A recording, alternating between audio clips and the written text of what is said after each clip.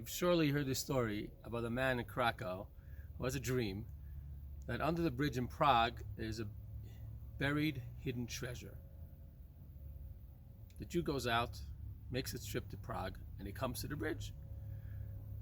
But there are soldiers guarding the bridge. It's not, he can't just start digging. So he's trying to figure out what to do. He finally goes over to one of the soldiers. He says, "Listen, I had a dream and I believe there's a treasure hidden here. Could you help me dig up this treasure? And we'll split the proceeds." The guy says, "You fool, you Jew. Only a Jew from Krakow believes in dreams. What if I told you that I had a dream?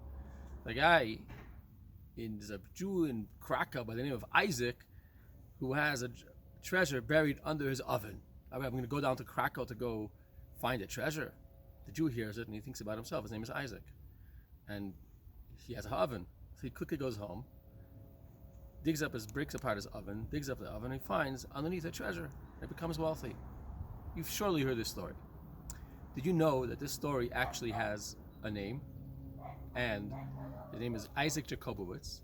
This Jew became very wealthy, and he actually built a synagogue in Krakow. And that synagogue still stands. It was built in 1644. It survived the Holocaust. It still stands today, and today it's used as a synagogue by a Chabad rabbi, led by a Chabad rabbi. It's named the Isaac Synagogue. In tomorrow's Torah reading, we read a story and the rituals and the laws of tzara'at, of discoloration. There is discoloration of a skin and discoloration of a garments, clothing, and then there's discoloration of the home. When it comes to the home, there's a very interesting introduction that God says. God tells Moses, "Tell the people that when you come to the land, I'm going to place a discoloration, a tzaras, on your house. It's going to change colors. Green, red, and then you're going to have to go find out what it's about." And it comes down at the end. Sometimes they have to destroy the whole home and rebuild it. Our sages ask, why is it that God will place the tzaras, a discoloration on the home? What's it for? So the Medrash explains that sometimes it was actually a good thing, because the nations, the Amorites, before the Jews came into the land, they heard the Jews were coming. They thought it was going to be a temporary thing.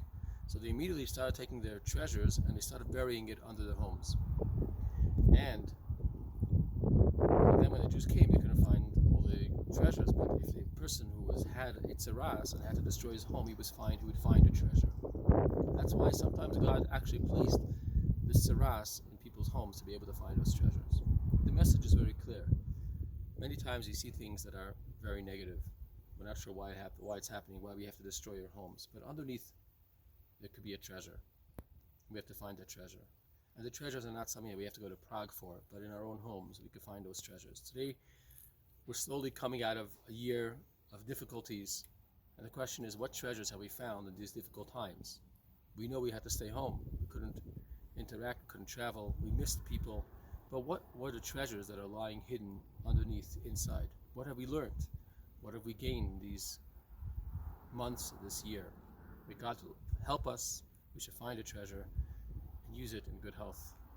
Shabbat shalom, and help us see you tomorrow in Shul.